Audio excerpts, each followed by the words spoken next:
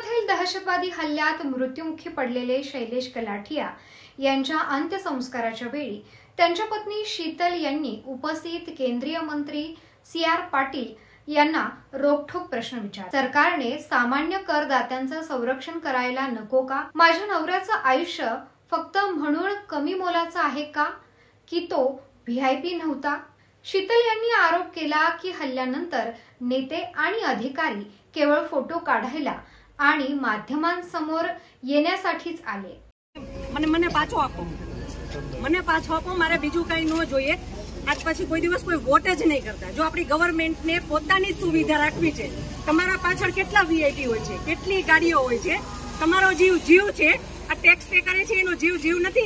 दहशतवाद्यांनी आमचा धर्म पाहून वेगळं केलं आणि माझ्या डोळ्यासमोरच शैलेशला गोळ्या घालून ठार मारलं। आम्ही कमावतो, कर भरतो, उत्पन्नावर, खरेदीवर, टोलवर सुद्धा, पण मग आमचं संरक्षण कुठे आहे? सरकारने आमच्यासाठी तेव्हा का काही केलं नाही जेव्हा खरंच गरज होती? સર્વિસમાં એને ટેક્સ તમે કટ કરીને તમે સેલરી આપો છો ને, અને ઉપર જતા અમે કઈ પણ વસ્તુ ખરીદીએ છે, ક્યાંય જઈએ છે, ખરીદી ટેક્સ, ટોલ ટેક્સ, બધા ટેક્સ તમે અમારી પાસેથી લ્યો છો। તો મારા ઘરવાળાને જ્યારે જરૂર હતી ત્યારે કોઈ ફેસિલિટી નથી મળી। મને એનો ન્યાય જોઈએ।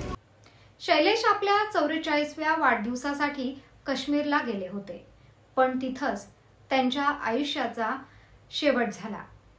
शीतल यांची मागणी आहे फक्त माफी नको, न्याय हवा आणि पीडित कुटुंबांना दीर्घकालीन आधार हवा। शेवटी सरकारने वेळेवर पावलं उचलली असती तर आज माझं कुटुंब पूर्ण असतं। शैलेश यांच्यासह 26 जणांचा मृत्यू झाला, त्यातले 25 जण प्रवासी होते।